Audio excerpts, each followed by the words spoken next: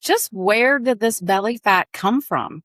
Is it connected to my scoliosis? Hi, and welcome to Truth with Ruth, a witty, warm, and real podcast helping busy women with scoliosis reduce chronic pain, move with confidence, and get back to living the life they love. I'm your host, Ruth Edwards, a health and fitness coach, Scolio warrior, and wellness advocate. And I'm joined by Evan Edwards, co-host and creative guide. So what have we got today, Evan? Well, by the end of this episode, you are going to, 1, find out what belly fat really is and whether you should be concerned about it. 2, learn what doesn't work to get rid of belly fat, especially if you're dealing with scoliosis. And 3, discover what does work so you can reduce belly fat, support your spine, and move with confidence. I don't know about you, but I've got some belly fat. Do you have some? Evan, what about you?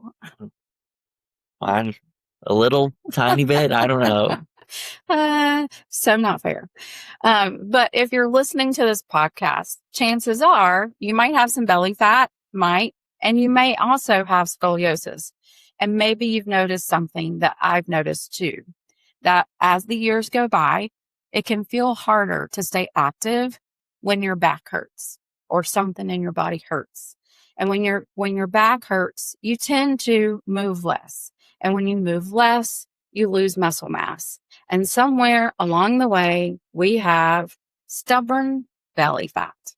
And it's like a really annoying house guest who never gets the hint to leave. But here's the thing.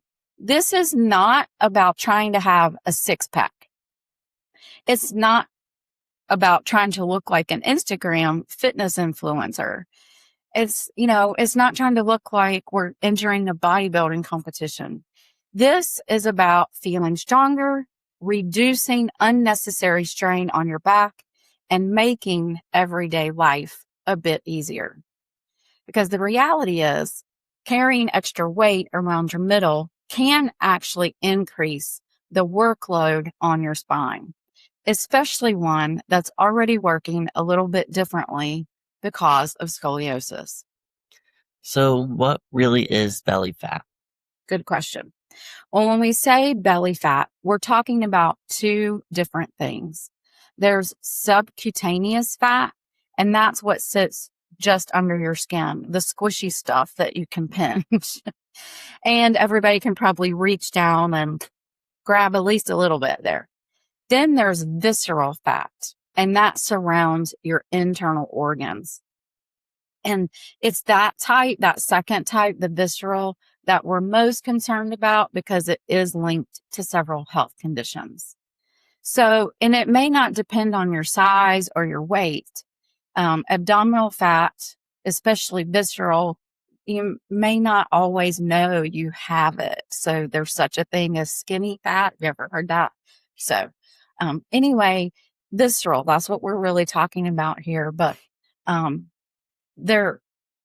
it all kind of layers. So anyway, abdominal fat or higher amounts of abdominal fat can increase your risk for high blood pressure, sleep apnea, heart disease, higher blood sugar, type 2 diabetes, stroke, fatty liver disease, and some cancers.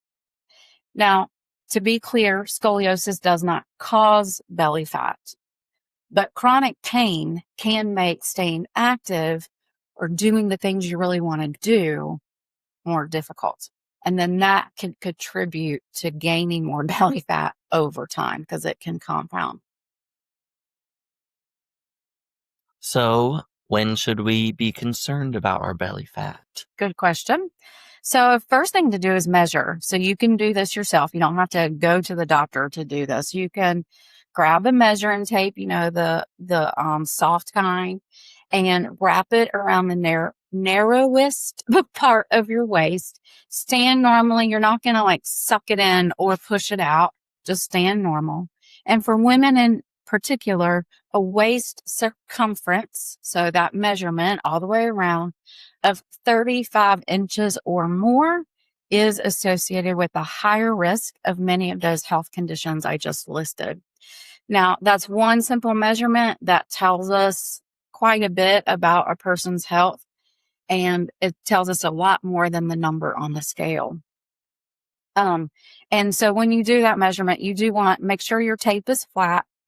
It's not twisted anywhere, and it's around the most narrow part of your waist. And then I always do it in the morning. So after I've gotten up, moved around, maybe had a little bit of water, and then that's when I usually feel the smallest in my my day to day. All right. So whether your goal is improving your health, feeling stronger, reducing pressure on your back, or simply fitting into your favorite jeans again, let's talk about what actually works. Because unfortunately, we can't trim belly fat off like we're cutting the fat off a steak, if only, unless maybe you're Hannibal Lecter. Do you know who that is? Well, that was just a little joke, but it's not that simple. We can't just slice it off. So, here's the truth or trash. Mm-hmm. So today's truth or trash is, if I do enough ab exercises, I'll just burn the fat off my stomach. So that would be trash. That's what's called spot reduction. And despite what Pinterest, Instagram, TikTok, or even that person from high school is trying to sell you, spot reduction does not work. You've probably seen the ads or the articles that say, just do these 6 exercises to melt your belly fat. These 6 exercises to melt your belly fat. Or the one workout every woman over 40 needs, or get flat abs in 7 days. Look, if it sounds too good to be true, it probably is. Now, don't misunderstand me. Your core and your ab exercises are very important, especially if you have scoli, because a strong core that includes your abdominal muscles can help stabilize your spine, improve your posture, and absolutely help reduce back pain. But strengthening your abs and your core and burning fat are 2 completely different things. You should absolutely strengthen your abs, which are part of your core, therefore strengthen your core. But you're not going to expect crunches or 6 exercises to magically erase or melt belly fat. So what does work to get rid of belly fat? Honestly, the boring stuff. The stuff nobody wants to hear because it's not flashy, but it does work. Now, it's not going to make for a great ad or a great headline or a great sales tactic because it's kind of boring, but it does work. Well, what are these boring things? Number 1, eat in a way that supports your body. So we're talking about vegetables and fruit and lean protein, healthy fats like fish, avocado, nuts, and olive oil. And you're going to reduce things like ultra processed foods, things that come in a bag or a box that you're not making yourself, that you don't know really where it came from or what it's made out of. Cut back on the sugary drinks, drink more water. And if you notice any foods increasing inflammation or making you feel bad or making you hurt, pay attention to those foods, and you might want to eliminate them or pull back on them. Many women find, especially with chronic pain, that reducing added sugars and highly processed foods help them feel better overall. So I know that I when I was going through an autoimmune protocol, that's when I learned that there are 4 big inflammatory things. Sugar, very inflammatory. Gluten, especially American modern day gluten. Dairy, and alcohol. So I guess those all are food items. Food. But those are very inflammatory. So sugar, alcohol, gluten, especially American modern gluten, and American dairy. Now, I know that European dairy doesn't bother me near as much. But anyway, you can play around with that. If you haven't, that might be something to consider. Dig more into that. Number 2 is strength training. This is especially important if you have scoliosis. Why? Because strong muscles help support your spine, improve your posture, and help you move with more confidence. Strength training will increase your muscle mass, which helps you burn more calories throughout the day. Now, notice I didn't say to spend 2 hours in the gym. 2 or 3 quality strength sessions every week can make a huge difference in your muscle mass, especially compounded over time. Third, move more throughout your day. One workout does not undo 10 hours of sitting. And so this can be especially challenging for those who have a desk job and who spend lots of time on calls or Zooms, things like that, and having to do a lot of computer work. So what I try to encourage people to do is to increase your NEAT, and that's NEAT, and that stands for non-exercise activity thermogenesis. NEAT, non-exercise activity thermogenesis.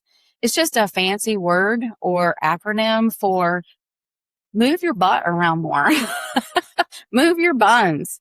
So maybe while you're on the phone, if you don't have to be on the video, but you do have to do a phone call, then walk while you're on the phone.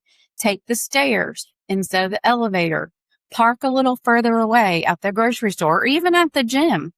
Anywhere you park, instead of searching for the closest parking spot, search for a spot that's a little further away. And just, again, those steps and that activity, non-exercise activity, it adds up over the course of the day. Maybe you garden, play with your grandkids. Every little bit adds up and helps, and it compounds, and it adds to those extra calories burned. And then when you reach that calorie deficit, that is what, quote, melts, unquote, belly fat. If your scoliosis limits how much you can do at one time, you're like, Ruth, I can't do I can't do a 30-minute workout because it hurts my back or whatever, or I definitely can't do an hour. Then break it into smaller chunks. And here's the thing, with scoliosis, our backs often like more frequent movement better. So I know that's true for me. The more I sit still or even lay still, the more I hurt. So for me, it's definitely has become a part of my routine to, if I've been sitting for a while and I'm like, oh, I got to get up. I will alternate my to-do list throughout the day. Like I have a variety. I have some computer work or admin work that's sitting on the computer. Then I have some chores around the house, outside, and I will alternate them. So I'm sitting, then I'm moving. I'm sitting, then I'm moving. I'm sitting and I'm moving. Now, my brain doesn't always like that, or my mind, I should say. My mind doesn't always like that because I would rather do them in a certain order. Because sometimes some feel more pressing than others. But what I've learned about my body is that I need to move. And so after I've been sitting, hour max. Hour is definitely my max. Then I will choose one of my to-do list items that requires movement. So maybe it's vacuum, or maybe it's to go outside and do one of my outside chores. Or maybe I'm like, I just need to go for a quick walk. And so that's what I have found that works really well for me. Another way another strategy is to manage stress and prioritize sleep, because your stress or stress levels, high amounts of stress can raise cortisol, and poor sleep makes you hungry. And both of those can flare up pain, and then that does not help belly fat. So pain, inflammation, belly fat, it kind of all goes together. So this is where things like Pilates, yoga, walking, prayer, reading, journaling. So activities that are more gentle movement, gardening, whatever fills your cup. It could be swimming, but just think more gentle. Think not like, I have to do this at a certain amount of time and get my heart rate way up. No, think breathing and breath. And so anything like that can make a real difference and help you reduce your stress levels, but it's going to be more on the gentle side. And also don't underestimate a consistent bedtime and bedtime routine. Sometimes one of the most productive things you can do is simply to get enough sleep. I have seen it where lack of sleep can cause huge issues, all kinds of health issues, mental health issues, medical health scares. Like lack of sleep can definitely do a number on your body. So how do we know all this will actually work? Well, it does. Research proves it if you do it consistently. So that's the key, is consistent habits. And here's something I really want my fellow scoliosis warrior to hear. Don't compare yourself to someone who is not dealing with chronic pain. Your journey might look different. Some weeks, some days, your back, your spine will cooperate. Some days, weeks, it won't. And that's okay. Progress is not about perfection. It's about showing up more often than not. Building muscle takes time. Changing your body comp takes time, which means reducing belly fat takes time. But every healthy meal, every strength workout, every walk, every Pilates session, every good night's sleep, etc., and so forth, whatever works for you, they all are making deposits into your health, and especially your health in the future. And your future spine and back will thank you. And if you're not sure where to begin, there are so many great options. You could try group exercise, group fitness if you're a member of a gym or an athletic club. You could work with a trainer. You could join a Pilates studio. There's physical therapy. There's yoga. There's just all kinds of ways to begin the process. There's apps. There's YouTube. There's just the internet in general. There's really no excuse to not be exercising and starting to figure some of this out. But if you would like workouts designed with you in mind, a busy woman with scoliosis, I would love to have you over in my Patreon community at Reignite Health and Fitness. So to recap, today we talked about 1, what belly fat really is and why it matters for both you and your spine. 2, why spot reduction is a myth. That's those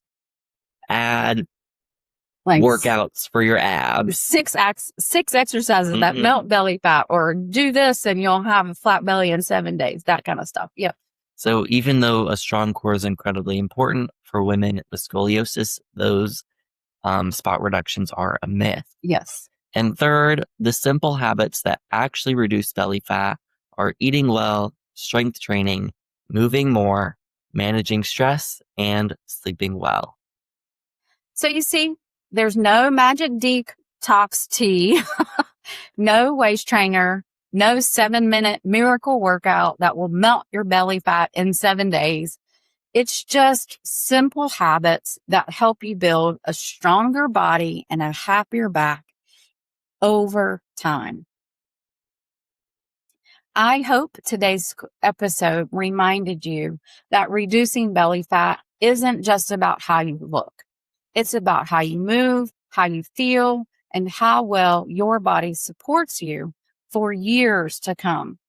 Because as women with scoliosis, our goal is not perfection. It's not trying to probably win a contest. It's about building a body that's strong enough to keep doing the things we love. And maybe, just maybe, that stubborn belly fat will decide it's time to pack its bags. Be sure to tune in on Fridays for my short and sweaty episode called Ruth's Rant. For both free workouts and exclusive content from members, all on demand, and much of which is specifically for scoliosis, join my Patreon channel at Reignite Health and Fitness. And Patreon is available for free via their website at patreon.com or their free app. Until next time, Scully Warrior friends, remember that while you can't always change the curve, you can change how you live with it.